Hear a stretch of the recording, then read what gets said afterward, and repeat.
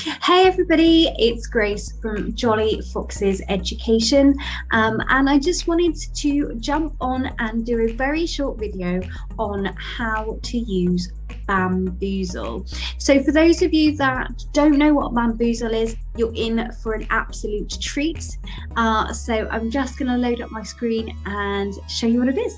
Okay, so this is Baamboozle. Hopefully you can all see my screen at the moment. Baamboozle is an absolutely amazing program online which you can actually access for completely free.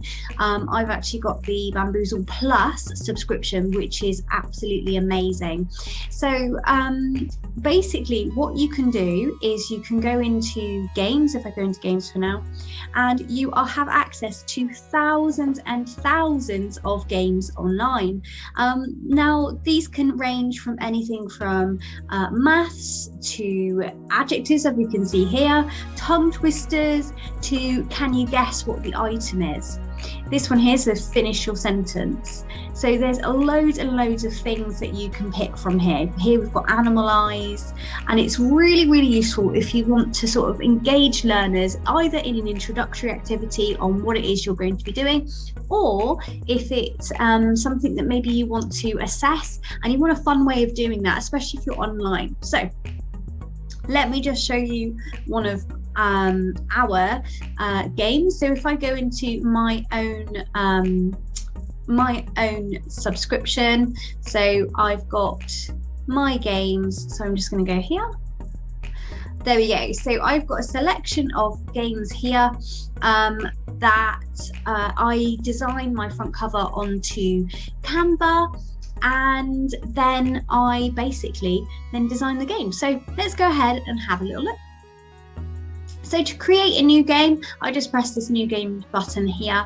You put in what it's called, just there, and then you can actually go ahead and you can choose a picture to symbolize that. So as I say, with my ones, I tend to use Canva to design my amazing, I say amazing, they just look really, really simple. I just put a load of 9s on that one, just to design a really cute little cover that they can use. And then if we take this one here, so subtracting 9, this was actually done for a student who I'm teaching them their skills to subtract 9. So if we go into that one there, you can see here that we've got a selection of questions. Now those are quite easy to do. You just go into edit, and you can see here there is a selection of questions. Now you can chop and change these questions if you really wish, or you can add some more in the top there. Really, really simple. If you wanted to put images with the questions or the answers, you are more than welcome to do that as well. But what does it actually look like when you're playing the game? That's the most important bit, right? So if we go into games, now this is even better if you've got groups. So if I go back to my own games, and let's go to the maths quiz one here. Now you can either use it as a study tool, a slideshow, or you can play the game. Now, if you've got a large group of students, it's really good if you can use this as a team game. So here you can see you can have up to 8 teams, so you could put them into rooms if you wanted to, or if you're working in smaller groups, you can have a smaller amount of teams. The grid size obviously depends on, number one, how adventurous you're feeling, and also how adventurous your student is feeling as well. So for the sake of this, we're just going to click on 2 teams of 2, and we're going to do this one here. Now below here you have lots of options.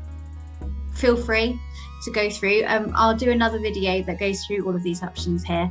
So you can shuffle the questions, you can have anyone can answer, which is a really good one if you've got groups. You can have an emoji grid. One of the ones that some of my students like is losing points or resetting the score. So especially if they're going against the teacher, it's always good to reset the score, because if you have one of your days or if you're trying to show them that it's okay to get 0, then sometimes I might accidentally on purpose lose a question and then press reset score, so they can kind of see that actually we're all human. You've got your power-ups here as well. There's absolutely loads. I generally tend to keep all of these in because anything can happen during a game of Baamboozle. And then you have your themes, which especially around this time of year, kids absolutely love having a theme for their game. So it could be Christmas or winter. So for the sake of this, I'm going to use Christmas, and you can go all the way down. There's absolute tons, and press classic. If you've got really little ones, you could do classic junior.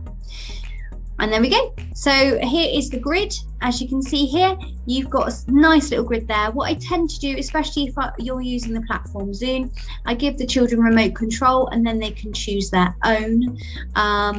And for example, I'm going to share the sound so you can actually hear what happens.